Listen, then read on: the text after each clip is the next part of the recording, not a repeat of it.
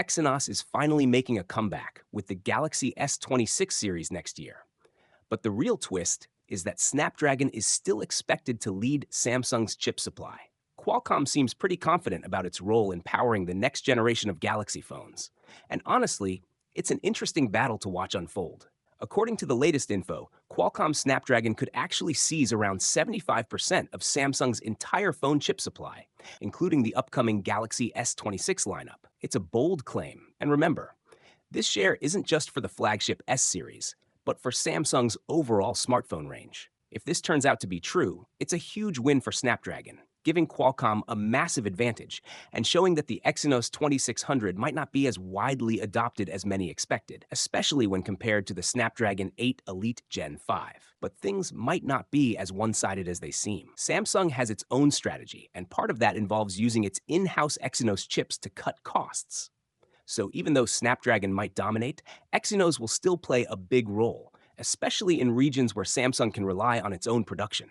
Snapdragon 8 Elite Gen 5 will likely power the Galaxy S26 series in select countries like the US, while Exynos 2600 could be the main chip for most other markets. Qualcomm may sound confident, but Samsung is a company that always thinks long-term. If the Exynos 2600 turns out to be powerful enough, it's not going to stay limited to just 25% of Samsung's total volume. Samsung will make sure its own chips get their moment to shine. Now, alongside these chip changes, there's another major update.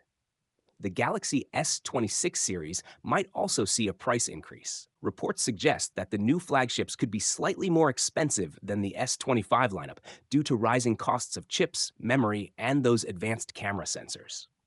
Inflation isn't helping either, so prepare yourself. This year's upgrade might hit your wallet a little harder. Speaking of cameras, that's where things get really exciting. The Galaxy S26 Ultra continues Samsung's legacy of powerful camera systems. While it's expected to borrow most of its camera hardware from the S25 Ultra, there are still a few interesting changes that could make a big difference in real-world use. Here's what's coming. The S26 Ultra will feature a 200 megapixel ISOCELL HP2 wide sensor, a 50 megapixel ultra wide, which could either be the ISOCELL JN3 or Sony IMX564 depending on the market, a 50 megapixel 5x periscope camera using the Sony IMX854, and a brand new 12 megapixel 3x telephoto lens, this time the ISOCELL 3LD. The selfie camera will also get a 12 megapixel Sony IMX874 sensor, giving you clearer and sharper front shots. In simple terms, compared to the Galaxy S25 Ultra, the S26 Ultra's biggest change is that new 3x telephoto camera. Everything else looks quite similar, but don't be fooled. Samsung knows how to push performance through software. Even with familiar hardware, the company will likely enhance image processing, detail clarity, and color tones. One rumored upgrade that's caught everyone's attention is APV video, a feature that allows 3D stereoscopic video recording. It sounds futuristic, but this could tie directly into Samsung's upcoming Galaxy XR headset, offering a completely new kind of visual experience. As for the launch, Samsung might delay the reveal just a little this time. Reports suggest the next Unpacked event could take place on February 25th in San Francisco. So yes, we might be waiting a bit longer, but if these leaks are true, the Galaxy S26 Ultra could be worth every second of that wait. It's shaping up to be a battle of power, innovation, and strategy.